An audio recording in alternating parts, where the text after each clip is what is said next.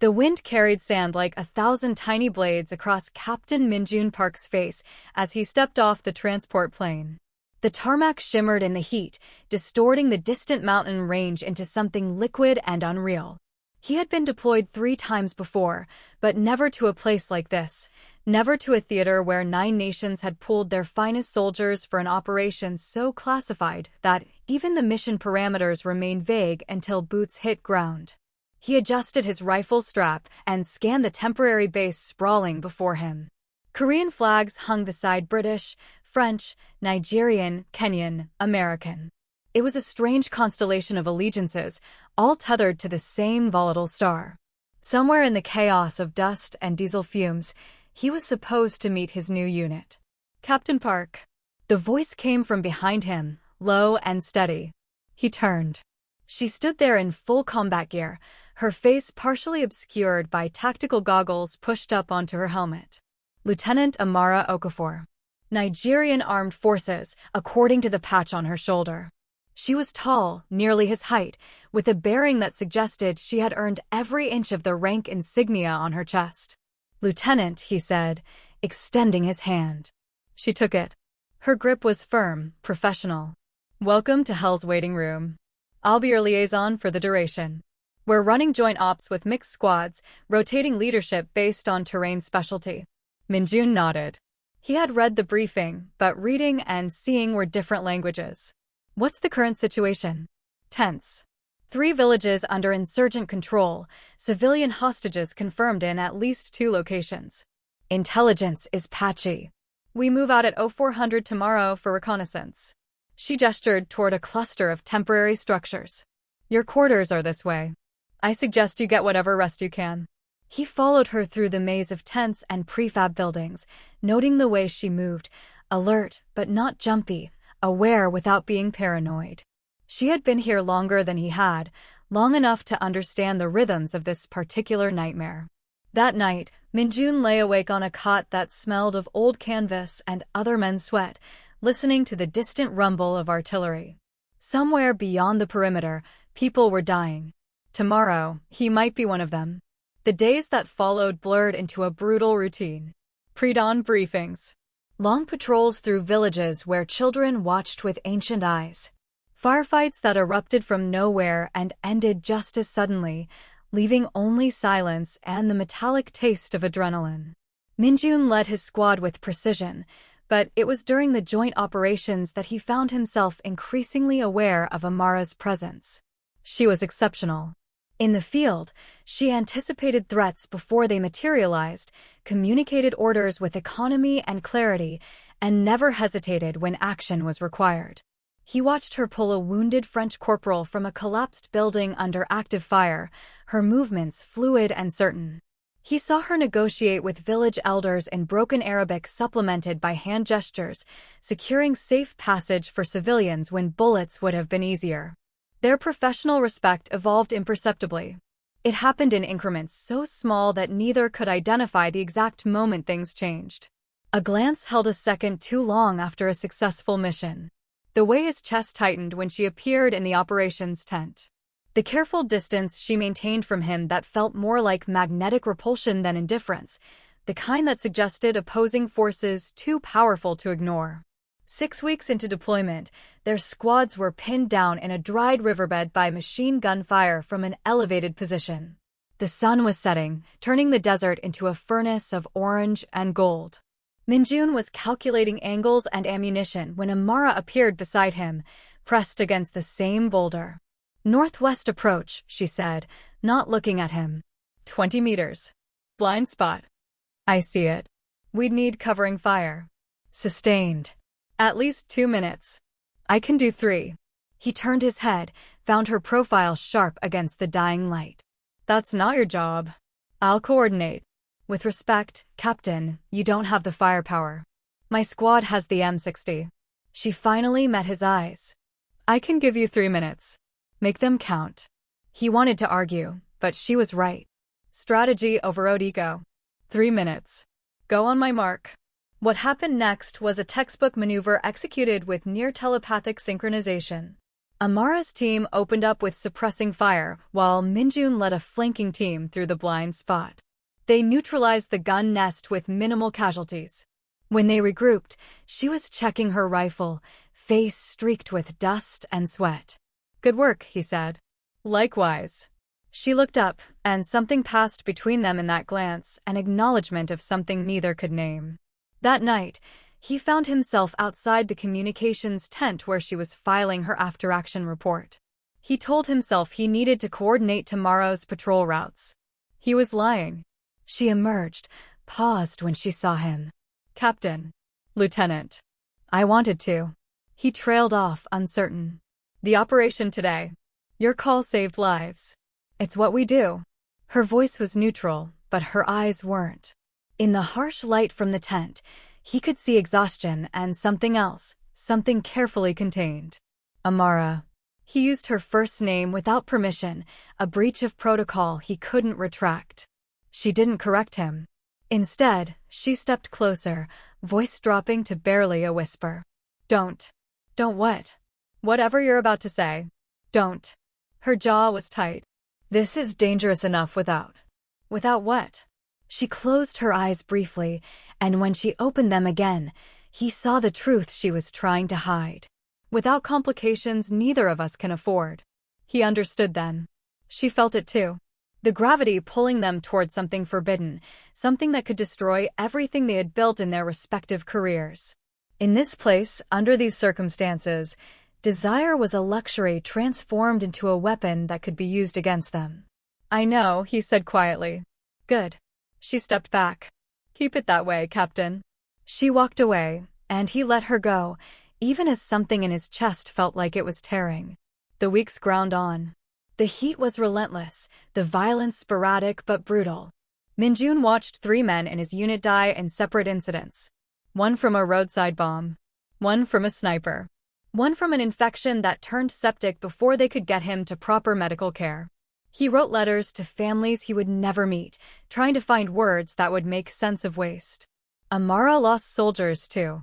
She didn't speak of it, but he saw the way she stood alone after each casualty, staring at nothing, carrying the weight of command in the rigid line of her shoulders. They maintained their professional distance, but the air between them was charged with everything unsaid. In briefings, they were careful not to sit too close. On joint patrols, they communicated through intermediaries when possible. At night, when sleep wouldn't come, Minjun sometimes saw the glow of her cigarette across the compound and wondered if she was thinking of him the way he thought of her, constantly, dangerously, impossibly. It was Private Chin who first noticed, approaching Minjun with the kind of casual directness that suggested genuine concern. "Sir, with respect, people are starting to talk." Minjun looked up from the map he was studying. "About what?" Chin shifted uncomfortably. "You and the Nigerian lieutenant. The way you. I just thought you should know. Before it becomes a problem." Ice flooded Minjun's veins. "There's nothing to talk about." "I know that, sir. But perception is." "There's nothing to talk about," Minjun repeated, harder this time. "Dismissed." Chin left, but the warning lingered. Minjun knew the rules, had known them all his life. Military regulations were explicit. Fraternization between officers could result in court-martial. Dishonorable discharge. Prison time. The fact that they had done nothing wrong was irrelevant. Suspicion alone could ruin them. He found Amara that evening, waited until she was alone near the supply depot. "We have a problem." She didn't ask what. Her face told him she already knew. "How bad?" "Rumors. Nothing concrete, but enough to be dangerous." She exhaled slowly. "We've been careful. Not careful enough." They stood in silence for a moment, the desert wind pulling at their uniforms. Finally, she spoke. "Then we'll be more careful. No more private conversations." "No more," she gestured between them, encompassing everything they had tried so hard not to acknowledge. "Amara." "That's Lieutenant Okofor to you, Captain Park." Her voice was sharp, but her eyes were pleading. "This is how it has to be." He wanted to argue, to rage against the unfairness of it all, but he knew she was right. So he straightened, gave her a crisp salute, and walked away. Behind him, he heard her whisper something too soft to make out, but he imagined it sounded like goodbye. The distance they imposed between themselves became its own kind of torture. Minjun watched her from across briefing rooms, memorizing the way she moved, the precise tone of her voice when giving orders, the rare moments when exhaustion cracked her composure. He saw her watching him too, when she thought no one else would notice, quick glances that carried the weight of everything they couldn't say. They developed a language of silence. During operations, their coordination remained flawless, but it was stripped of any warmth. She would radio coordinates in a voice empty of inflection. He would acknowledge with military terseness. To any observer, they were exactly what they appeared to be, two officers executing their duties with professional excellence. But in the margins, in those brief seconds when their paths crossed, when circumstance forced them into proximity, the truth blazed between them like tracer fire. 3 months into deployment, the mission parameters changed. Intelligence indicated a high-value target in a compound 40 kilometers north. The operation required a mixed unit, specialty skills from multiple nations. Minjun and Amara were both selected for the assault team. The briefing was clinical, detached. They studied satellite imagery, memorized floor plans, rehearsed contingencies. Amara would lead the initial breach. Minjun would command the extraction team. If everything went according to plan, they would be in and out in under 12 minutes. Nothing went according to plan. The assault began at 0300 under a moonless sky. They moved in silence, shadows among shadows. The breach charges blew exactly as intended, and Amara's team poured through the opening with Minjun's squad seconds behind. Then the entire world exploded into chaos. The compound was a trap. Machine gun positions opened up from concealed bunkers. RPG rounds screamed through the darkness. The high-value target had never been there. They had been lured into a kill box. Minjun's radio exploded with overlapping voices, casualties, requests for backup, orders and counterorders. He saw Amara across the courtyard, firing in controlled bursts, directing her team with hand signals. Then he saw the grenade arcing through the air toward her position. He moved without thinking, muscle memory and something deeper overriding all tactical consideration. He crossed the open ground in a sprint, slammed into her, and they both went down as the grenade detonated where she had been standing. Shrapnel sang overhead. His ears rang with a high, persistent note. Amara was beneath him, her eyes wide with shock and fury. What the hell? Move. He hauled her up, and they ran for cover as automatic fire chewed up the ground behind them. They made it to a low wall, pressed against it while the battle raged around them. She was shaking, whether from adrenaline or anger he couldn't tell. You could have been killed. So could you. That's not. She stopped, seemed to realize they were still pressed together, his hand still gripping her vest. She pulled away. You compromised your position for what? He was breathing hard, his own anger rising to meet hers. For a fellow officer? For someone he stopped himself, but too late. She stared at him, and in that moment, with gunfire crashing around them and death a constant breath away, something broke in both of them. She grabbed his face and kissed him, hard and desperate, a collision more than an embrace. He kissed her back, tasting dust and smoke and everything they had denied themselves. It lasted maybe 3 seconds before she shoved him away. We can't, she said, voice ragged. I know. This can never. I know. A bullet sparked off the wall above their heads, showering them with concrete chips. Reality reasserted itself. They were soldiers in the middle of a firefight, and if they didn't focus, they would die here. They fought their way out of the compound, suffered casualties, but made it back to base as dawn broke over the desert. In the aftermath, the official report noted Captain Park's quick action had saved Lieutenant Okofor's life. He received a commendation. She received a lecture about situational awareness. They didn't speak about the kiss. They didn't need to. It had changed everything and nothing. They were still trapped in the same impossible situation, still bound by regulations that made no allowance for what they felt, still professional soldiers who couldn't afford the luxury of wanting each other. But now they knew. The truth was spoken in that kiss, and there was no taking it back. The missions continued. Weeks turned into months. They maintained their careful distance, spoke only when necessary, never allowed themselves to be alone together. It should have been easier, knowing they both understood, but instead, it was agony.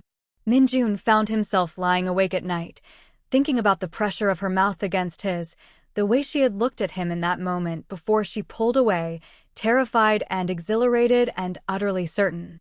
He wrote letters he never sent, composed speeches he would never give. He imagined a different world where they could simply be two people who had found each other against all odds, where love wasn't a court-martial offense, where they could walk side by side without fear.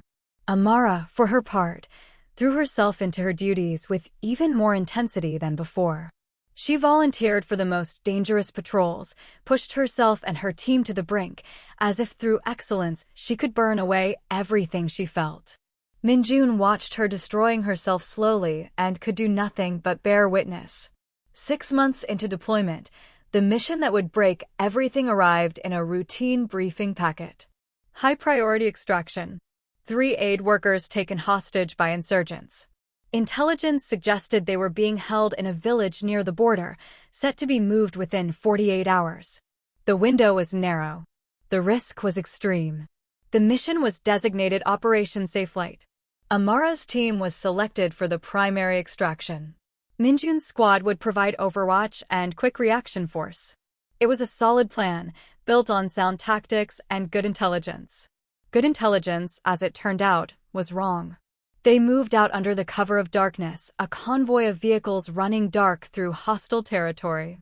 The village appeared on the horizon just as planned. They established their perimeter, confirmed target building, ran through final checks. Then Amara led her team in. Minjun watched through night vision from his overwatch position, saw the greenlit figures moving through the streets with practiced precision. They reached the target building. The doors blew. The team entered. Then the radios erupted with noise that made his blood turn to ice. Contact. Multiple hostiles. It's an ambush. They were waiting. RPG. Take cover. Lieutenant is down. I repeat, Lieutenant is. The transmission cut to static. Minjun was already moving, abandoning his position, screaming orders into his radio. His team mobilized with him, rushing toward the village even as tracers lit up the sky. They hit the outskirts and immediately came under fire from every direction. The insurgents had turned the entire village into a fortress. They fought building to building, room to room, losing men with every meter gained. Minjun moved through the battle in a state beyond fear, beyond thought, operating on pure instinct and desperate will. He had to reach her. He had to. They found what was left of her team pinned down in a collapsed building. 5 men, 3 wounded. The sergeant in charge was bleeding from a head wound but still coherent. Where is she? Minjun demanded. They took her. Dragged her out before we could. The sergeant choked on smoke or emotion. Sir, I'm sorry. We tried. Where? North side. 2 vehicles. They were heading. He gave coordinates, but his voice sounded distant, like he was speaking from underwater. Minjun tried to pursue, but enemy fire was too intense. They had to extract the survivors, fall back, regroup. By the time they made it back to base, the sun was rising and Amara was gone. The next 72 hours were the longest of Minjun's life. Intelligence worked around the clock to locate her, running down every lead, analyzing every scrap of communication they could intercept. Command debated options. The political situation was delicate. One foreign officer wasn't worth risking broader strategic goals. Minjun listened to the debates, watched the bureaucracy grind its slow gears, and felt something fundamental crack inside him. On the 4th day, they received proof of life video. 30 seconds of grainy footage showing Amara, bruised and exhausted but alive, kneeling in a nondescript room while masked men stood behind her. She spoke in a flat monotone, reading from a script, making demands that everyone knew would never be met. But in the middle of the video, for just a fraction of a second, she looked directly at the camera. Her eyes found the lens, and Minjun knew she was looking at him. He played that moment over and over, searching for a message in her gaze, finding only courage and an acceptance that terrified him more than any threat. Command made their decision. The situation was too volatile. Intelligence was insufficient. A rescue operation would likely result in the hostage's death and further casualties. They would pursue diplomatic channels. In other words, they were writing her off. Minjun stood in the operations tent, listening to this pronouncement with a calm that felt like ice water in his veins. With respect, that's unacceptable. The colonel in charge gave him a tired look. I understand your concern, Captain, but she's one of ours. She's a foreign national under her own country's command structure. This is a diplomatic issue now, not a military one. She's a soldier. She was captured during an operation we sanctioned. The matter is closed, Captain. The colonel's voice hardened. You're dismissed. Minjun saluted and left, but his mind was already working, already planning something that he knew would probably destroy him. That night, he gathered 6 men he trusted absolutely. Private Chin, who had served with him for 3 years. Sergeant Lim, who owed him a life debt. Corporal Kim, who had lost his sister to insurgents. 3 others, each with their own reasons for being willing to walk into hell. He didn't lie to them. This is not a sanctioned operation. If we get caught, we'll be court-martialed. If we succeed, we'll still probably be court-martialed. If anyone wants out, no questions, no judgment. No one moved. Why are we doing this, sir? Chin asked. Minjun thought about all the true answers he could give. Because she was a soldier who deserved better. Because leaving her was wrong. Because he loved her and couldn't live in a world where he hadn't tried everything to bring her home. Because it's right, he said instead. They moved out at midnight, taking an unregistered vehicle and weapons that wouldn't be missed until morning. Intelligence had pinpointed a probable location, an insurgent stronghold in a valley 40 kilometers into hostile territory. The odds of success were minimal. The odds of survival were worse. They drove through the darkness, 7 men with too little ammunition and too much to lose.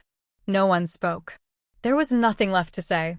The compound appeared as dawn threatened the horizon, a cluster of buildings surrounded by high walls and armed guards. They observed from a ridge, counted hostiles, identified weak points. There were too many enemies and too few approaches. It was a suicide mission dressed up as a rescue. Sergeant Lim looked at Minjun. Your call, sir. Minjun thought about Amara in that cell, waiting to die or worse. He thought about the kiss in the firefight, the way she had looked at him in those stolen moments when she let her guard down. He thought about regret and how it could be its own kind of death. We go in, he said. What followed was not heroism. It was carnage and chaos and desperate men fighting for something beyond themselves. They blew the north wall with charges they had improvised from materials they had no authorization to possess. They poured through the breach into a storm of bullets and shouting. Minjun moved through it like a ghost, his rifle an extension of his will, clearing rooms with mechanical precision while his mind screamed her name over and over. Private Chin fell in the courtyard, chest torn open by automatic fire. He died looking surprised, as if he had genuinely believed they would all make it home. They found her in a basement cell, chained to a wall, barely conscious. Her face was a ruin of bruises, one eye swollen shut, but when Minjun crashed through the door, she looked up and smiled with broken lips. Took you long enough, she whispered. He shot the lock off her chains with shaking hands, caught her when she collapsed forward. I've got you. You shouldn't have come. Like hell I shouldn't. Corporal Kim appeared in the doorway. Sir, we need to move. They're regrouping. An explosion somewhere above them cut off his words. The building shook, raining dust and debris. They half-carried Amara up the stairs, through corridors filled with smoke and screaming. Sergeant Lim held the courtyard, his rifle stuttering its last magazine as they ran for the breach in the wall. They almost made it. Then the RPG hit. Minjun woke up outside the compound, his ears ringing, his vision doubled. Someone, Kim, maybe, was dragging him toward the vehicle.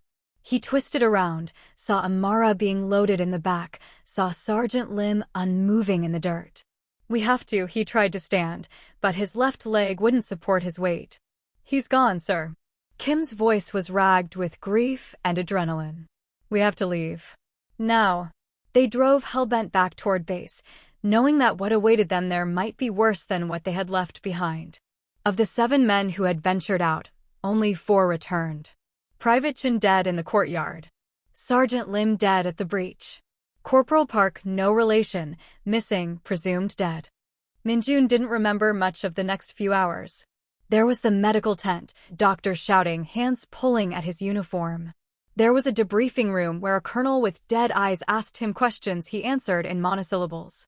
There was the holding cell where they locked him after charging him with disobeying direct orders, unauthorized use of military equipment, and leading an unsanctioned operation into hostile territory. He sat on the narrow bunk and stared at his hands, still dark with dried blood, his own, his men's, he couldn't tell. 3 men had died because of his decision. 3 families would receive letters, flags, and stories that tried to make sense of waste. He had thrown away his career, his honor, everything he had built, and he couldn't bring himself to regret it. Because Amara was alive. Whatever else happened, she was alive. They kept him isolated for 6 days while investigations proceeded through multiple chains of command and international channels. No visitors. No communication. Just silence and the weight of what he had done. He slept in fragments, waking from dreams where Chen looked at him with surprise forever frozen on his face, where Lim held the courtyard against an endless tide of enemies, where Amara smiled with broken lips and said his name. On the 7th day, they came for him. Not military police, but a lieutenant colonel he didn't recognize, accompanied by 2 men in suits who had intelligence community written all over them. Captain Park, the lieutenant colonel said, his voice carefully neutral. You're being transferred to Seoul for court-martial proceedings. You'll be moved out within the hour. What about my men? The ones who came back with me? Under investigation. Likely facing lesser charges given that you led the operation. The lieutenant colonel paused. For what it's worth, the insurgent compound you hit was a significant target. Intelligence has confirmed multiple high-value assets were present. Your unauthorized action may have inadvertently achieved strategic objectives. I didn't do it for strategic objectives. I know. The lieutenant colonel's expression softened almost imperceptibly. Lieutenant Okofor has been returned to her unit. She's requesting to see you before you're transferred. Minjun's heart lurched. Is that allowed? Technically, no. But given the circumstances. He gestured to the men in suits. You have 10 minutes. They brought her to a small room that smelled of disinfectant and old coffee. She walked in slowly, moving like everything hurt, which it probably did. Her face was still a landscape of bruises, yellowing now around the edges. Her left arm was in a sling. But her eyes were clear and furious and alive. The guards closed the door but stayed outside, visible through the small window. Not alone, not really, but as close as they would get. They stood there for a long moment, neither knowing how to begin. Finally, Amara spoke, her voice rough from disuse or screaming or both. You're an idiot. Yes. You disobeyed direct orders. Stole equipment. Led men into a suicide mission. Yes. 3 of them died because of you. I know. His voice cracked. I know. You threw away your entire career. Everything you worked for. For what? She stepped closer, and he could see tears tracking down her battered face. For me? Was I worth 3 lives, Minjun? Was I worth destroying everything you are? He wanted to touch her, to close the distance between them, but the guards were watching and they had already sacrificed too much. You know you were. That's not an answer. It's the only one I have. He met her eyes, held them. I would do it again. I'd do it 1,000 times. Court-martial me, imprison me, I don't care. You were in that cell, and I couldn't just leave you there.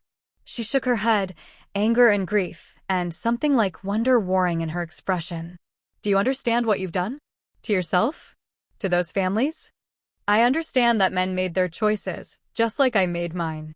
Chin knew the risks. Lim knew. They all knew, and they came anyway because sometimes there are things worth more than following orders. Sometimes he had to stop, breathe, force the words out past the tightness in his throat. Sometimes you meet someone and your whole life shifts its axis, and suddenly all the rules that made sense before don't anymore. I'm a soldier. I understand duty and honor and chain of command. But I also understand that leaving you was wrong in a way that transcended protocol. This can never work, she said, but there was no conviction in it. You're going home to face court-martial. I'm being reassigned. Even if we wanted, we can't. I know. So, what do we do? He smiled, though it hurt. We survive. We get through whatever comes next. And then, when this is over, when we're on the other side of all this. He let the thought hang between them, fragile as glass. She closed her eyes. When she opened them again, they were swimming with tears. They're sending me home next week. Medical discharge. I'm done. Amara. Don't. She held up her good hand. It's not your fault. I knew the risks when I signed up. And honestly, she laughed, a broken sound. I think I'm ready to be done. This place, this war, it takes pieces of you until there's nothing left. I want to go home and remember what it feels like to be whole. What will you do? I don't know. Heal. Figure out who I am when I'm not a soldier. She looked at him with something like longing. What about you? Court-martial. Probably dishonorable discharge if I'm lucky, prison time if I'm not. Either way, my military career is over. I'm sorry. I'm not. And he meant it. Standing there, looking at her alive and speaking and crying, he couldn't regret the choices that had led him to this moment. If you had died in that cell, I couldn't have lived with myself. But this I can live with. Time was running out.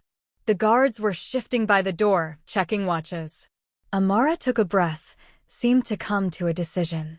When this is over, when you're out, when I'm healed, when we're both free of this, she paused, searching for words. Find me. How? She smiled, and despite the bruises, despite everything, it was beautiful. I'll be in Lagos. Working in my brother's restaurant, probably. Trying to remember what normal feels like. If you want. She let the invitation hang between them, fragile and precious. I'll find you, he promised. However long it takes. I'll find you. The door opened. The lieutenant colonel looked apologetic. Time's up, Captain. Amara stepped forward, and for one breathless moment Minjun thought she was going to kiss him. Guards be damned. Instead, she brought her good hand up in a crisp salute. He returned it, and in that gesture, professional, proper, observed by witnesses, they said everything they couldn't speak aloud. Then she turned and walked out, and he watched her go with the certainty that this was not an ending, only an intermission in a story that was far from finished. The flight to Seoul was long and uncomfortable, his injured leg throbbing despite the painkillers. He stared out the window at clouds that looked like mountains, at an ocean that stretched to every horizon, and thought about the strange trajectory of his life.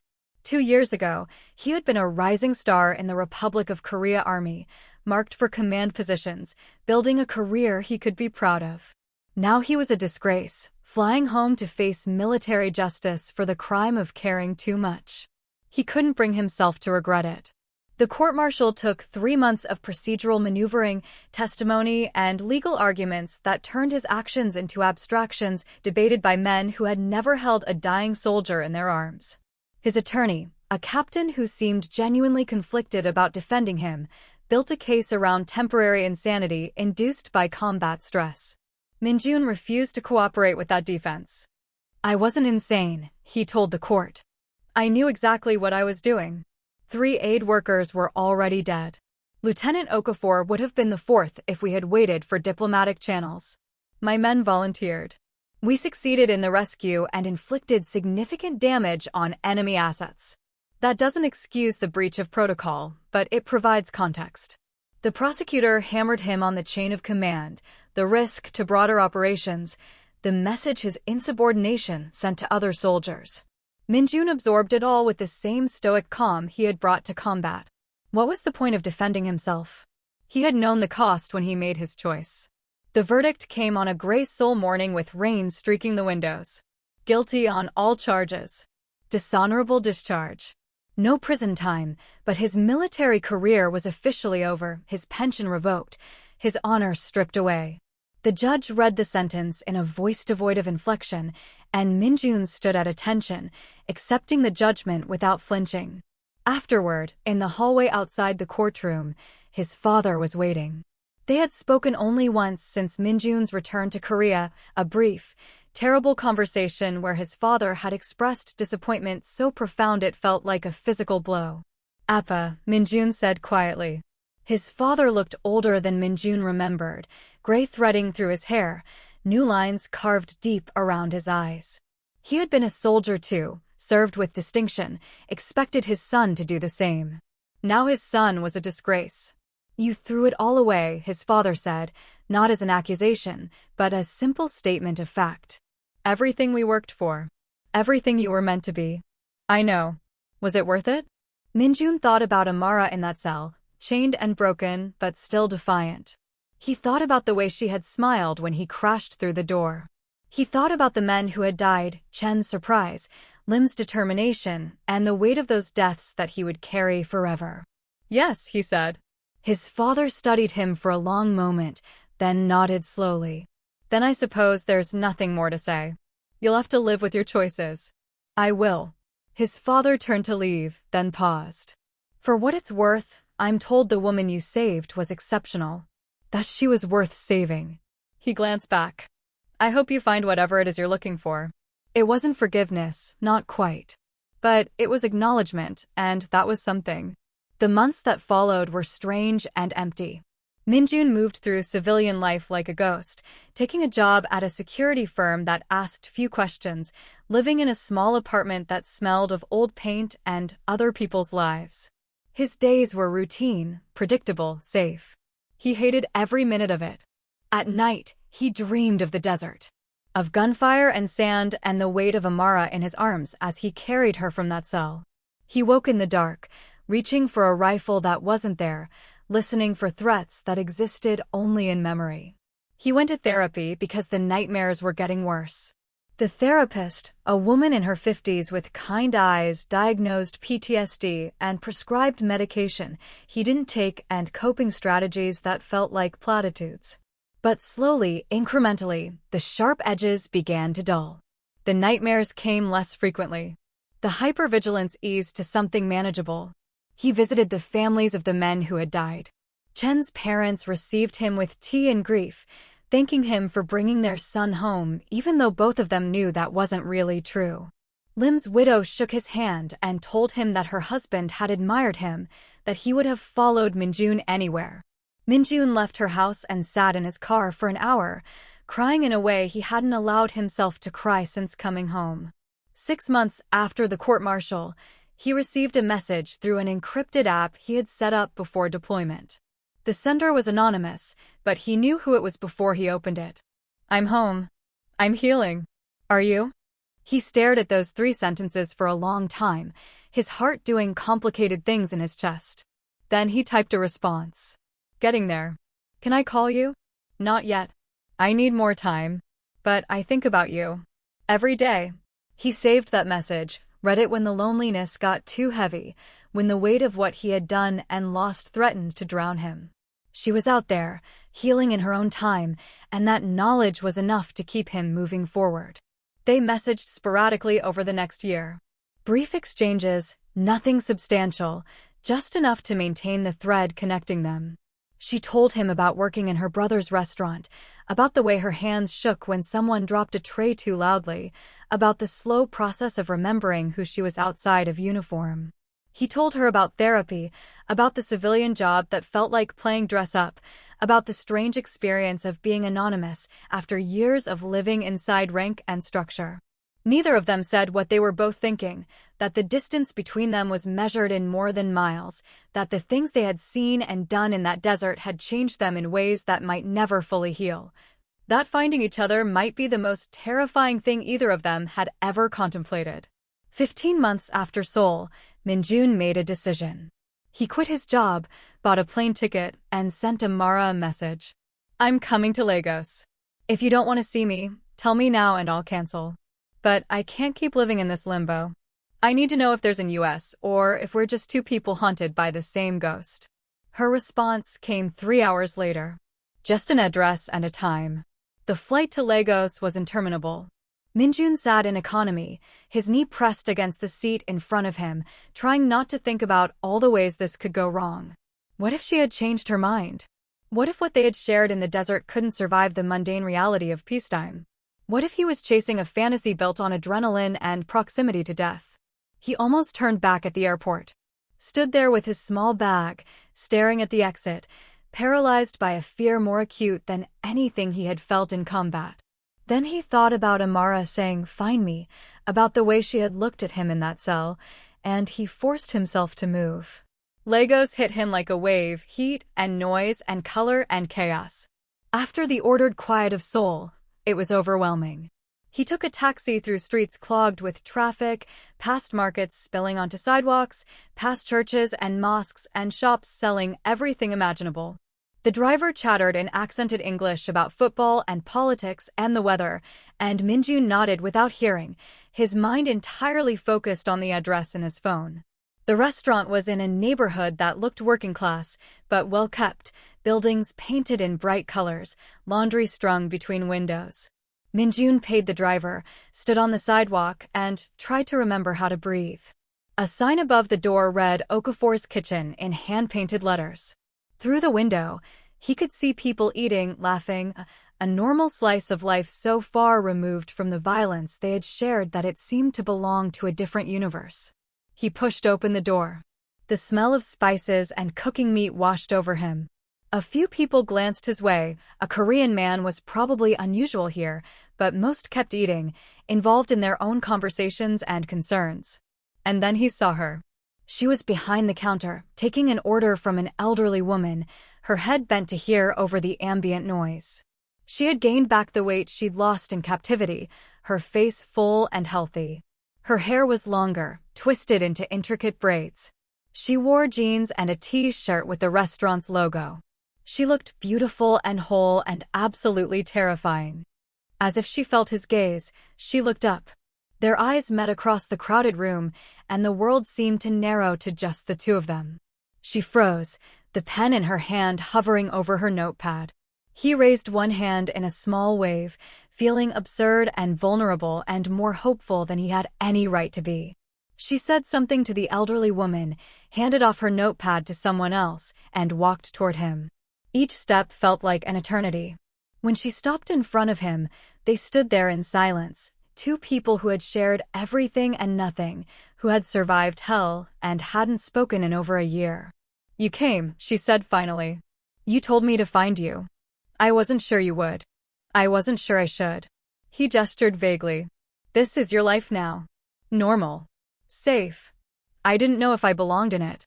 She smiled, and it was the same smile from the cell, from the firefight, from every moment between them that had ever mattered. "You're an idiot." "So I've been told." "Come on." She took his hand, just reached out and took it, as if that was the most natural thing in the world, and led him through the restaurant to a door marked private. Behind it was a small office cluttered with invoices and menus and the detritus of running a business. She closed the door and leaned against it, still holding his hand. "I've been terrified you wouldn't come," she admitted. "And terrified you would. Because what if what we had was just circumstance? What if we only felt that way because we were in hell together? Is that what you think?" "I don't know what I think. I haven't been able to stop thinking about you for a year and a half, but that doesn't mean—" She stopped, frustrated. "We barely know each other, Minjun. We never got to just be normal together. Everything was always life and death and regulations and consequences." "Then let's try normal," he said. "I'm not asking for promises or commitments. I'm just asking for a chance to see who we are when no one's shooting at us." She laughed, a slightly hysterical edge to it. "A chance. That's all." She studied him, her eyes searching his face for something he hoped was there. Then she nodded. "Okay. A chance." She squeezed his hand. "But you need to understand, I'm not the same person I was in that desert.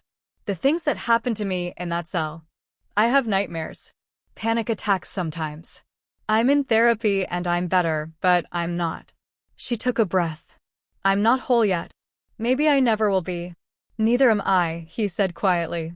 "I dream about the men who died." Chen's face. "Lim holding that courtyard. I wake up reaching for weapons that aren't there. Some days I'm fine and some days I can barely function. We're both broken, Amara. Maybe we can figure out how to be broken together." She pulled him forward then, into an embrace that felt like coming home. He wrapped his arms around her and breathed in the scent of her, cooking spices and shampoo and something indefinably her, and felt pieces of himself he had thought lost forever begin to settle back into place. They didn't kiss. Not yet. That would come later, when they had rebuilt the foundations of what they were to each other. For now, holding each other in that cramped office while Legos hummed beyond the walls was enough. The days that followed had a surreal quality to them, like living in a dream he was afraid to wake from. Minjun found a small guest house within walking distance of the restaurant and fell into a routine that felt both foreign and familiar. He would wake early, go for runs through the neighborhood while Legos came to life around him, then spend his mornings exploring the city or reading in cafes. In the afternoons, he would come to the restaurant and sit at the corner table Amara had designated as his, watching her work, marveling at how natural she looked in this environment. She moved through the restaurant like she had moved through combat zones, with purpose and awareness, commanding respect without demanding it. But here there was lightness too, laughter when she joked with regular customers, warmth when she helped her brother's children with their homework during slow periods. He saw layers of her that the war had never allowed, and he fell in love with each one. In the evenings, after the restaurant closed, they would walk through the neighborhood or sit on the small balcony of her apartment above the restaurant, talking until the darkness softened into dawn. They talked about everything and nothing, childhoods and families, favorite foods and books they'd read, dreams they had abandoned and new ones they were tentatively rebuilding. They talked about the war too, when the weight of it got too heavy to carry alone, sharing the burden of memory. "I still flinch when cars backfire," she admitted one night, her voice quiet in the darkness. "For a second, I'm back there, waiting for the next round to hit." "I understand." Doors slamming. Sudden movements. Anything that sounds like an explosion. He reached for her hand, their fingers intertwining. "Does it get better?" "Some days yes. Some days no. My therapist says it takes time, that trauma isn't linear. But having you here..." She turned to look at him. "It helps. You're the only person who understands without me having to explain." "I'm not going anywhere," he promised. "You can't stay forever. You have a life. A home. What if I don't want the life I left behind? What if this," he gestured at the cities sprawling below them, "what if this could be home?" She was quiet for a long moment. "Minjun, you've been here 2 weeks. Don't make decisions based on..." "On what?" "On you? On the fact that I'm happier than I've been since before I deployed." He shifted to face her fully. "I'm not asking to move in tomorrow. I'm just saying that Seoul feels like a museum of who I used to be, and being here feels like I'm actually alive." "What about your family?" "My father and I speak once a month. We're polite strangers. My mother tries, but she doesn't know how to talk to the person I've become. I love them, but I'm not sure I belong with them anymore." He paused. "Is this too much? Am I pushing too hard?" "No." She squeezed his hand. "Maybe I'm just scared of hoping. Every time I let myself want something, it gets taken away. My career. My health. The sense of safety I used to feel in the world. I'm terrified that if I admit how much I want this, want you, it'll disappear too. Then let's take it slow. No pressure, no promises. Just, let's see where this goes." She kissed him then, the first real kiss since that desperate collision in the firefight. This one was different, gentle, exploratory, full of questions rather than certainty. When they broke apart, she was smiling. "Okay," she said. "Let's see where this goes." Where it went, over the next 6 months, was toward something that felt like redemption. Minjun found work teaching English to business students at a language school, not glamorous, but legitimate, and it gave him structure. He found an apartment, modest but his own, and slowly filled it with pieces of a new life. He kept seeing his therapist via video calls, working through the layers of grief and guilt that came with survival.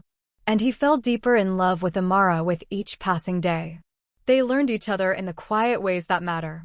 He learned that she was meticulous about her morning coffee routine, that she sang off-key while cooking, that she had an unexpected weakness for Korean dramas. She learned that he was obsessively punctual, that he still made his bed with military precision, that thunderstorms made him anxious in ways he could never quite articulate.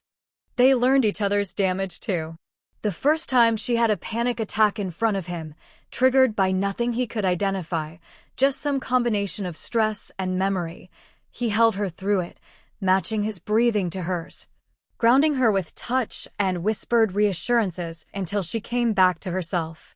The first time he woke from a nightmare screaming, she was there, turning on lights, proving with her presence that he was safe, that the desert was thousands of miles away.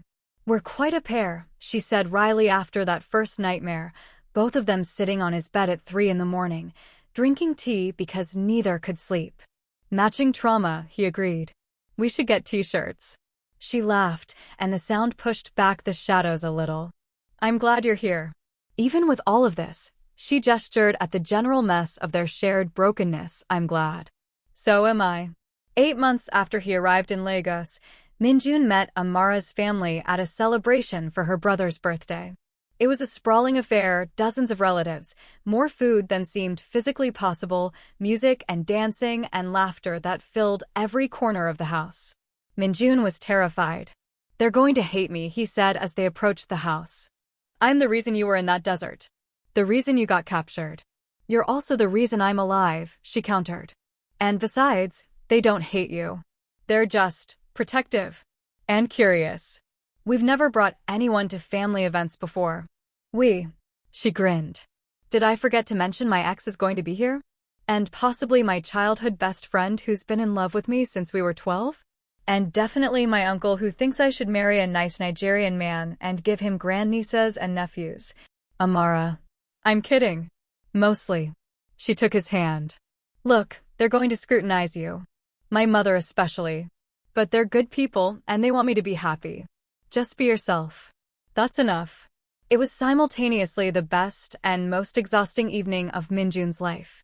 Amara's mother was a force of nature, warm but sharp-eyed, welcoming but assessing. She asked him questions about his family, his intentions, his plans for the future, all while feeding him portions of food large enough to feed 3 people. Her father was quieter but no less evaluating, watching the way Minjun interacted with Amara with the focus of someone reading a classified report. Amara's brother, Emmanuel, pulled him aside after dinner. "She's different since you've been here. Lighter. I haven't seen her like this since before she deployed." "She's an incredible person," Minjun said honestly. "She is. She's also been through hell, and I swear to God, if you add to that, I won't. Or I'll try not to. I can't promise I won't mess up, because I'm human and damaged in my own ways. But hurting her is the last thing I want."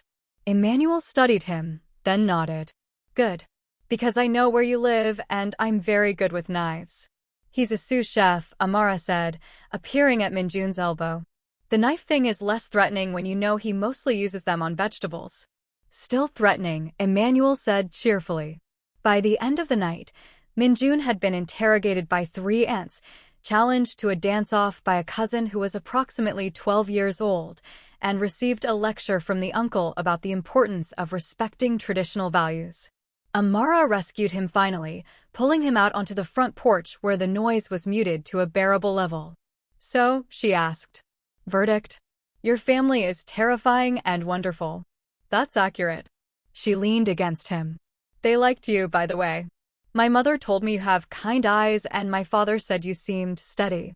"From them, that's basically a blessing." "I like them too. They love you a lot." "I'm lucky." She was quiet for a moment. "I know this hasn't been easy for you. Moving to a new country, starting over, dealing with my baggage on top of your own." "Amara, let me finish. I just want you to know that I see it. I see you choosing this every day, choosing me every day, and I don't take it for granted." She turned to face him. "I love you. I don't think I've said that clearly, but I do. I love you in a way that terrifies me and makes me braver at the same time." His heart felt too large for his chest. "I love you too. Have since that moment in the firefight, probably. Maybe before. We're ridiculous. Completely." He kissed her, soft and slow, tasting joy for the first time in years. "But I wouldn't change it." Time moved differently in Lagos. Days blurred into weeks, weeks into months, and Minjun found himself building a life he had never imagined. He got better at his job, even started to enjoy it. He made friends at the language school, went out for drinks occasionally, learned to navigate the city's chaotic transit system. He sent dutiful emails to his parents, called them on holidays, maintained the fragile connection even though they didn't really understand his choices. Amara continued her own healing journey. Her panic attacks became less frequent. Her nightmares didn't disappear, but they lost some of their venom. She started taking classes at a local university, business management, thinking about eventually opening her own restaurant. She laughed more, smiled more, became more of who she had been before the war tried to erase her. They fought sometimes, the way all couples do. Over small things, dishes in the sink, whose turn it was to buy groceries, and larger things, like the night she told him he was being overprotective, and he snapped that she didn't understand what it had been like watching her be taken, being powerless, living with the fear that he might lose her again. That fight ended with both of them crying, apologizing, recognizing that their trauma sometimes made them irrational, but that irrationality came from love. 15 months after arriving in Lagos, Minjun woke up one morning with absolute clarity about what he wanted. He had been thinking about it for weeks, circling the idea like it was something dangerous, but now the fear had crystallized into certainty. He wanted forever with her. Not eventually, not someday, now. He wanted to stop living in the tentative space of seeing where this goes and commit fully to the life they were building together. He wanted to marry her. The realization was both exhilarating and terrifying. They had talked about the future in abstract terms, but never about marriage specifically. What if she wasn't ready? What if the war had broken her capacity to commit to permanence? What if he was moving too fast? He called his mother that afternoon, an impulsive decision that surprised both of them. Minjun. She sounded worried. Is everything all right? I'm fine, Yama. I wanted to talk to you about something. Of course. What is it? He took a breath. I want to ask Amara to marry me. Silence on the line. Long enough that he wondered if the connection had dropped. Then, the woman from the war? The one you rescued? Yes. More silence. Then, softly, are you certain? Your father said she was, that the situation was complicated. It was complicated. It's not anymore. Or it's complicated in normal ways, not life and death ways. He tried to find words that would make her understand. She's the best person I know, Yama. She's strong and kind, and she understands me in ways no one else can. I want to spend my life with her. But you're so far from home. From family. Lagos is home now. Her family is becoming mine. And you and Appa would be welcome to visit anytime. His mother sighed, the sound of a parent accepting something they don't fully understand, but can't prevent. If this is truly what you want, then I'm happy for you. I wish I could see you more. Know you better in this new life. Then come visit. Both of you.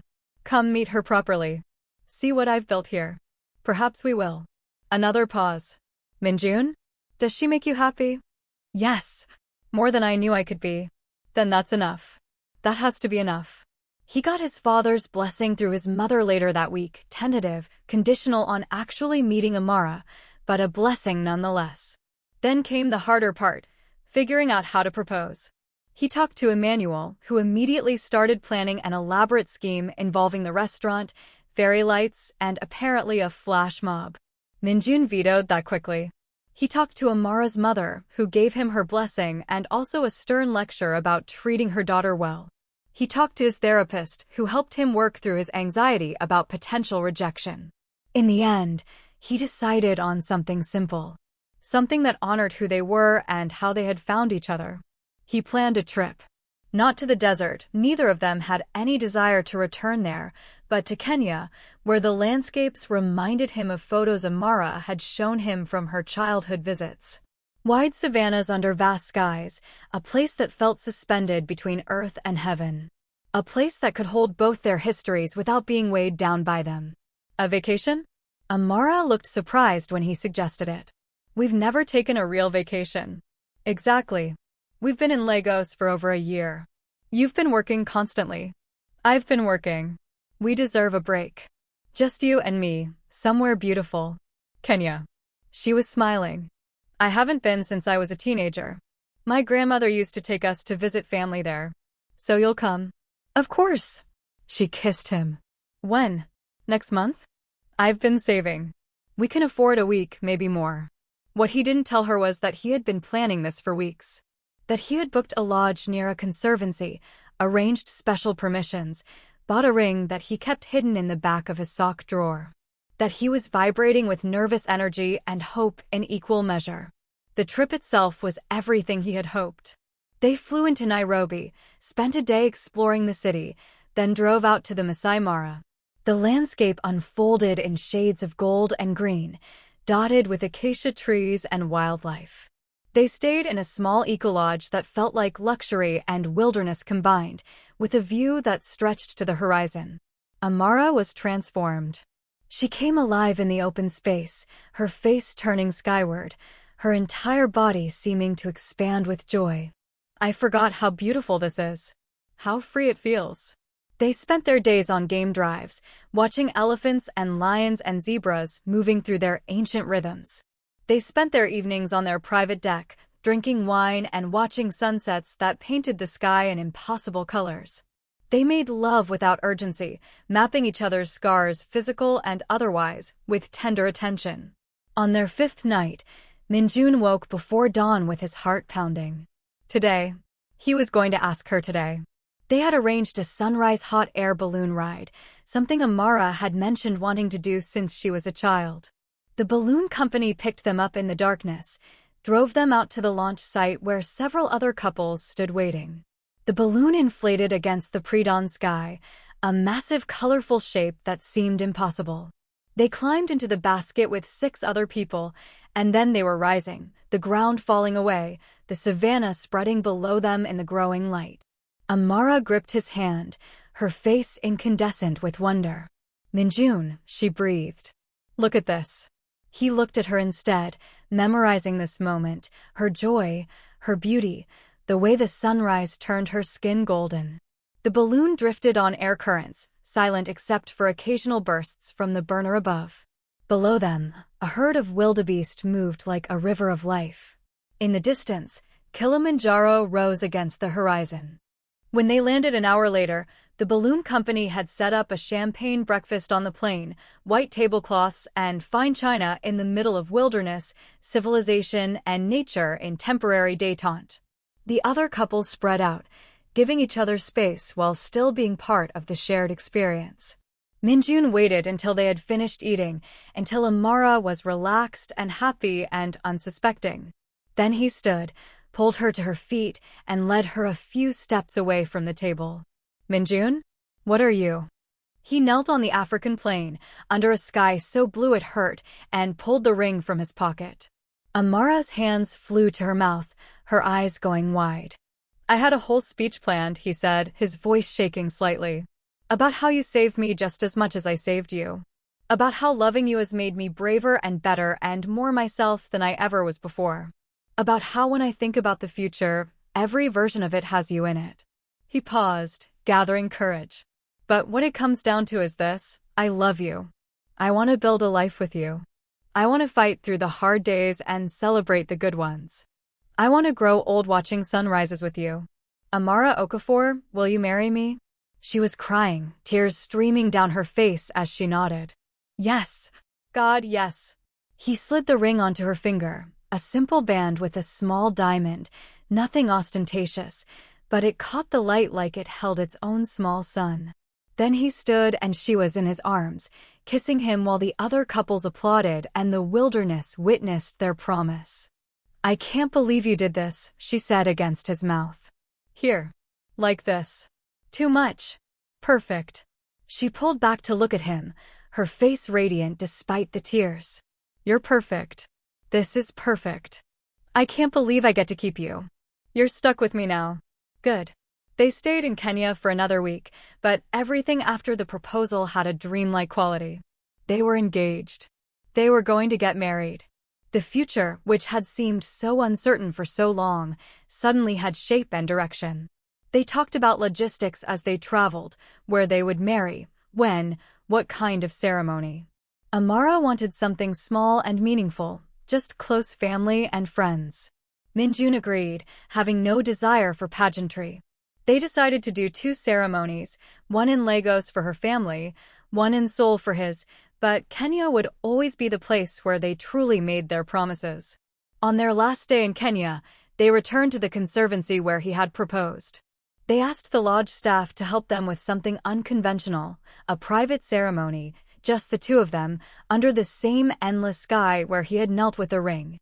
The staff obliged with enthusiasm, setting up a simple arch decorated with local flowers, bringing a minister from a nearby village, arranging everything with the kind of quiet efficiency that suggested this wasn't the first time they had helped travelers mark significant moments. The ceremony was held at sunset, when the light turned everything golden and the day animals began to give way to the night. Minjun wore simple pants and a white shirt. Amara wore a dress she had bought in Nairobi, nothing bridal, just beautiful, the color of the evening sky. No guests except the staff who had helped arrange things, standing at a respectful distance. No music except the sounds of the savannah, birds calling, wind in the grass, something large moving through distant brush. The minister spoke briefly about love as an act of courage, about choosing each other every day, about the sacred nature of witness. Then he invited them to speak their vows. Minjun went first, his voice steady despite the emotion threatening to overwhelm him. Amara, I met you in hell and somehow you made it bearable. You showed me what courage really looks like, not the absence of fear, but the decision to keep moving forward despite it. You've taught me that being broken doesn't mean being destroyed, that healing is possible, that love can exist even in the spaces between scars. He paused, gathering his thoughts. I promise to choose you every morning, to hold you through the nightmares and celebrate you through the joy, to build a life with you that honors both where we've been and where we're going. I promise to be your partner, your friend, your safe place. For the rest of my life, however long that is, I'm yours. Amara's hands trembled as she took his. Minjun, you came into my life when I had stopped believing in possibility. You showed me that hope isn't naive, it's revolutionary. You risked everything for me, and then you gave me space to heal, time to become whole again. You've never tried to fix me or save me from myself. You've just stood beside me, loved me, seen me. Tears tracked down her face, but her voice was strong. I promise to love you fiercely and gently, to remind you that you're good when the guilt gets too heavy, to make you laugh when the memories get too dark, to build a home with you wherever we are, because home isn't a place, it's you. For all my remaining days, I choose you. I choose us. The minister smiled. By the power vested in me, and witnessed by this land and sky, I declare you married. You may kiss. Minjun pulled Amara close and kissed her as the sun touched the horizon, as the sky caught fire with pink and orange and gold, as the world bore witness to their impossible love story finding its way to this perfect moment. When they broke apart, Amara was laughing and crying simultaneously. We're married. We're married, he agreed, marveling at how such simple words could carry so much weight. The war couldn't kill us. The regulations couldn't separate us. We made it. We made it. They stood there as darkness fell, wrapped in each other, watching stars emerge one by one in the vast African sky. Later, they would return to Lagos. They would tell their families, celebrate with friends, navigate the practicalities of marriage across cultures and continents. But for now, in this moment, they were just 2 people who had found each other against impossible odds and chosen to build something beautiful from the wreckage. The return to Lagos felt different, weighted with new meaning. They were husband and wife now, though only the Kenyan wilderness and a handful of lodge staff knew it. They decided to keep their marriage private until they could celebrate properly with both families, a secret they shared with quiet joy. Life continued its forward motion. Minjun's teaching position became permanent, with a raise that helped ease financial concerns. Amara opened her own small restaurant, a venture years in the making, serving fusion cuisine that blended her Nigerian heritage with Korean influences Minjun had introduced her to. It was hard work, exhausting, but she thrived on it. They moved into a larger apartment together, combining their lives in tangible ways. His books next to hers on shared shelves. Her cooking equipment mixed with his tea collection in the kitchen. Two sets of nightmares in the same bed, two healing people learning to be whole together. The nightmares did come, still, though less frequently. Sometimes Minjun woke gasping, trapped in dreams where he couldn't reach her in time, where the rescue failed, where he watched her die over and over. Amara would wake with him, turn on the light, press his hand to her chest so he could feel her heartbeat. "I'm here," she would say. "I'm alive. We're both alive." Sometimes it was her nightmares, the cell, the chains, the fear that never quite left her bones. He learned to recognize the signs before she even woke, the way her breathing changed, the small sounds of distress. He would wake her gently, hold her until the present reasserted itself over the past. "We're safe," he would whisper. "I've got you. You're safe." They both continued therapy. Amara's sessions focused on working through her captivity trauma, developing better coping mechanisms for when the fear threatened to overwhelm her. Minjun's sessions helped him process his survivor's guilt, the weight of the men who had died, the complex feelings about his military discharge. "It gets easier," his therapist told him during one session. "Not healed, not fixed, but easier. You're doing the work. You're building a life despite the trauma. That's not nothing. Some days it feels like nothing.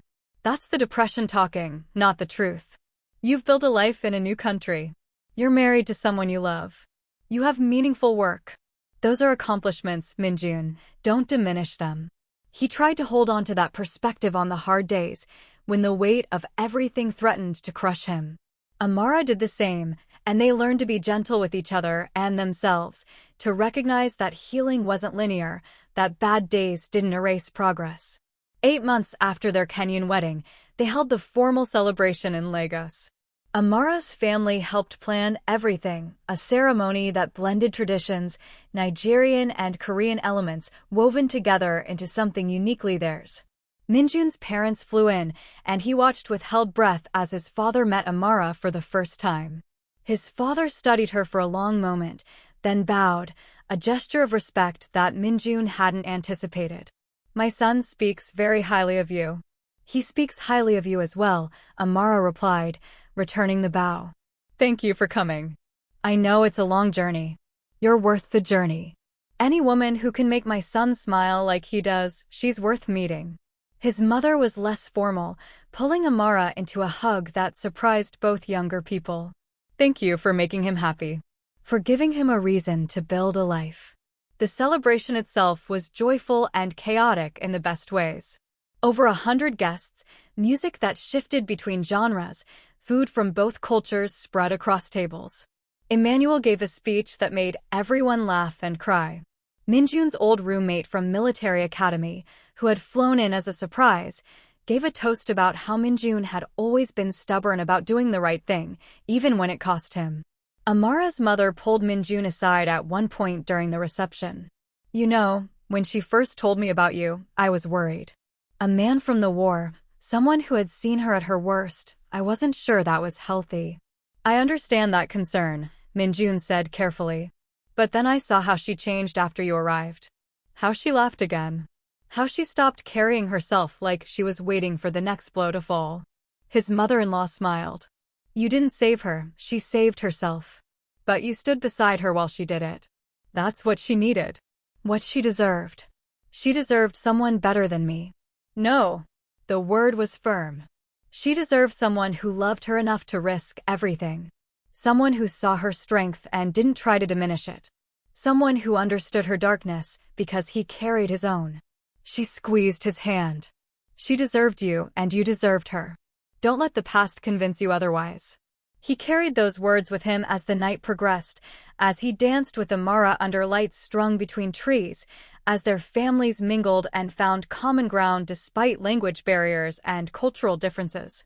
This was what they had fought for, bled for, survived for, the chance to celebrate love openly, without fear, without consequences beyond happiness.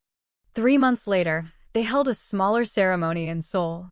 This one was more traditional, honoring Korean customs with a modern twist. Minjun's extended family came, aunts and uncles and cousins who remembered him as the serious child who always colored inside the lines, who were curious about this woman who had convinced him to build a life on another continent. Amara wore a hanbok that Minjun's mother had helped her select, looking radiant and slightly nervous. She had been studying Korean for months, wanting to communicate with his family in their own language. Her pronunciation was imperfect, but the effort meant everything. His father gave a speech at the reception that surprised Minjun. "My son made choices I didn't understand. He threw away a career I was proud of, moved to a place I had never been, built a life that looked nothing like the one I had imagined for him." He paused, his voice thick with emotion. "I was wrong to judge those choices." He didn't throw anything away. He found something worth more than rank or prestige. He found love and purpose and peace. As his father, I'm grateful he was brave enough to choose his own path, even when I couldn't see where it led. Minjun found himself crying, and Amara pressed tissues into his hand while crying herself. Reconciliation, it turned out, could be as powerful as any other force. After Seoul, they returned to Lagos as husband and wife in all the ways that mattered. They settled into married life with its mundane challenges and quiet joys. Arguments about whose turn it was to do dishes. Lazy Sunday mornings in bed. Supporting each other through work stress. Planning vacations and managing budgets and all the small negotiations that make up a shared existence. Life was good. Not perfect, they both still carried scars that would never fully heal, but good. Real. Theirs. 2 years into their marriage, Amara came home from a doctor's appointment with news that changed everything again. She was pregnant. They had talked about children in abstract terms, never quite committing either way. The trauma they had both experienced made the idea of bringing life into the world feel complicated. But seeing her standing in their kitchen, her hand on her still flat stomach, her face a mix of terror and joy, Minjun felt something in his chest expand beyond what he thought possible. "Are you okay with this?" she asked. "I know we hadn't really decided." He crossed to her, pulled her into his arms. "I'm more than okay. I don't even have words. I'm scared," she admitted. "What if I'm not ready? What if the PTSD makes me a bad mother? What if? You're going to be an amazing mother. And I'm going to be right there with you, learning as we go. We'll figure it out together." Together, she repeated, like a promise. The pregnancy was not easy. Amara's anxiety spiked, old fears manifesting in new ways. She became convinced something would go wrong, that she would lose the baby, that her body, which had survived so much, would fail at this fundamental thing. Minjun went to every appointment, held her hand through every ultrasound, talked her down from panic attacks at 3 in the morning. "I can feel him moving," she said one night, pressing Minjun's hand to her swollen belly. Him was aspirational. They had decided not to find out the sex, wanting to be surprised, but Amara had convinced herself it was a boy. Minjun felt the flutter of movement beneath his palm, a small human declaring its existence, and felt tears prick his eyes. "That's our baby." "Our baby," she agreed. "God, Minjun, we made a person." "We did. How is that even possible? After everything, how are we here, doing this?" "Because we survived. Because we fought. Because we refused to let the war take everything." He kissed her temple. "Because love is more powerful than trauma, even when it doesn't feel that way." Their daughter, Surprise, was born on a humid Lagos evening during the rainy season. The labor was long and difficult, and Minjun stood beside Amara through all of it, feeling useless and awed in equal measure. When the doctor finally placed their child in Amara's arms, both of them were crying too hard to speak. She was tiny and perfect, with a shock of dark hair and skin that was a blend of both her parents. She opened her eyes and seemed to look directly at Minjun, and he felt his heart remake itself around this new person who hadn't existed 12 hours ago. "What should we name her?" Amara asked, her voice hoarse from screaming. They had debated names for months without reaching consensus. But looking at their daughter now, Minjun knew exactly what felt right. "Jiwoo," he said. "It means wisdom and blessing. And hope." Hope as her middle name in English. Jiwoo Hope Park Okofor. Amara smiled through her exhaustion. perfect. She's perfect. Parenthood transformed them in ways both beautiful and terrifying. Sleep became a luxury they barely remembered. Their apartment filled with equipment and toys and the detritus of new life. Everything they thought they knew about themselves had to be reconsidered in light of this tiny human who depended on them completely. Jiwoo had her mother's determination and her father's intensity, crying with impressive lung capacity when displeased, watching the world with serious eyes when content. She grew fast, changing daily in ways that amazed and terrified them. "She's going to think we're normal," Amara said one night, rocking Jiwoo to sleep. "She'll never know about the war, about what we went through to get here." "Maybe that's okay," Minjun said. "Maybe our trauma doesn't have to be her story. But it shaped us. It brought us together. It brought us together. But love is what kept us together. That's what she'll know, that her parents love each other and love her. The rest is just history." Amara looked at him, this man who had risked everything for her, who woke at 3 in the morning to change diapers without complaint, who sang Korean lullabies to their daughter in the darkness. "I love you. I don't think I say it enough. You say it every day. Not with words. Words are overrated." He kissed her softly, careful not to wake the baby. "But I love you too." As Jiwoo grew into toddlerhood, they found new rhythms and routines.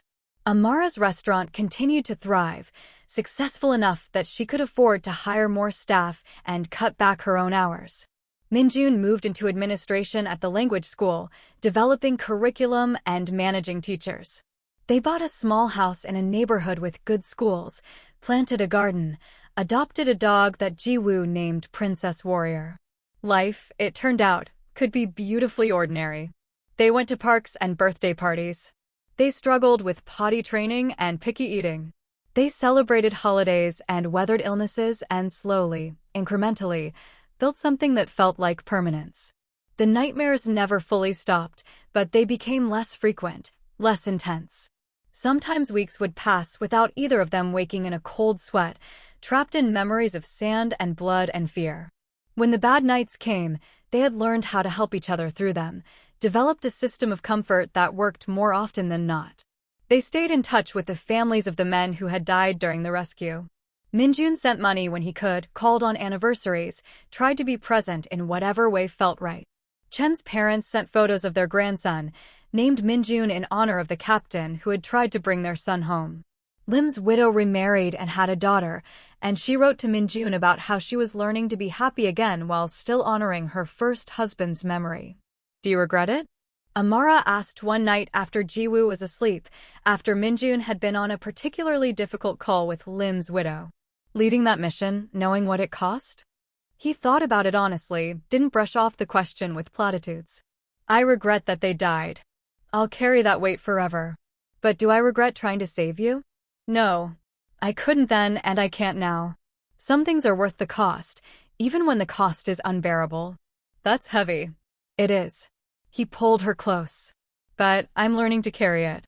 We both are. We're doing okay, aren't we? Despite everything." He looked around their living room, scattered toys, photos on the walls, the comfortable mess of a life being lived. He thought about Jiwoo sleeping peacefully upstairs, about the restaurant that bore Amara's name, about the students he would teach tomorrow who were learning to navigate languages and cultures just as he had. "Yeah," he said. "We're doing okay." The years continued their march. Jiwoo started school, made friends, brought home art projects and questions about the world.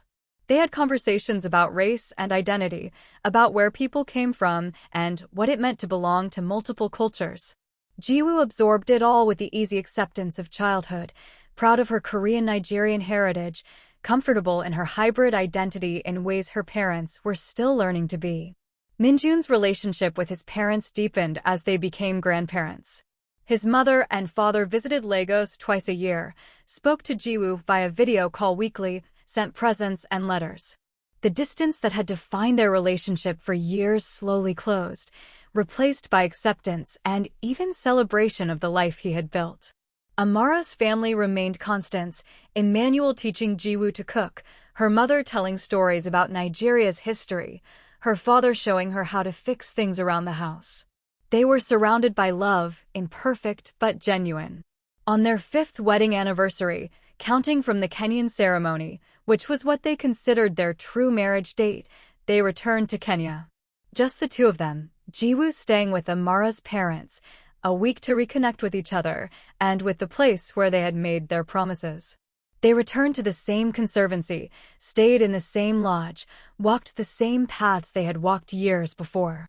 Everything was familiar and different. They were different, older, carrying more weight but also more wisdom, scarred but healing, parents and partners and people still learning what it meant to be whole. On their last evening, they stood at the spot where Minjun had proposed, where they had married in secret under vast skies. The sunset painted the world in golds and pinks, just as it had been. "Do you remember what you said?" Amara asked, leaning into him. "In your vows. That I would choose you every morning. Are you still choosing me?" He turned to face her fully. "Every single day. On the good days and the hard ones. When you're easy to love and when you're making me crazy. Every morning I wake up and choose you again. I choose you too." She kissed him, sweet and certain. "I don't think I say that enough. But I do. Every day I choose us." They stood there as darkness fell, as stars emerged overhead, as the savannah settled into its night rhythms. They had been through hell and come out the other side. They had lost things that could never be replaced, carried scars that would never fully heal. But they had also found something precious and rare, love that survived impossible circumstances, that grew deeper despite trauma, that became the foundation for a life neither of them had imagined possible. "We made it," Minjun said quietly. "We made it," Amara agreed.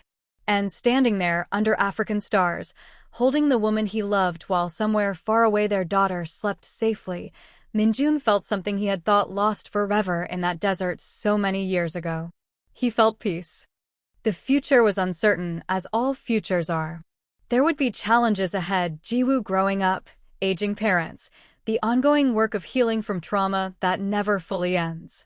But they would face it together, two soldiers who had laid down their weapons but not their courage, who had learned that sometimes the bravest thing you can do is choose to build something beautiful from the rubble. They flew home to Lagos a few days later, back to their ordinary, extraordinary life. Jiwoo ran to meet them at the airport, and they scooped her up between them, a family unit forged in fire but sustained by love. "Did you have fun?" Jiwoo demanded. "Did you see lions?" "We did," Amara said, kissing her daughter's cheek. "So many lions. And elephants?" "And elephants. Can we go? All of us?" Minjun met Amara's eyes over their daughter's head, saw his own thought reflected there. "Yes. Soon. We'll all go together. Promise?" "Promise." They drove home through Lagos traffic, Jiwoo chattering about everything she had done while they were gone, Amara's hand warm in Minjun's, the future unfurling before them with all its promise and uncertainty. They had survived the war. They had survived the aftermath. They had built a life that honored both their scars and their strength. And every day they woke and chose each other again, that was victory enough.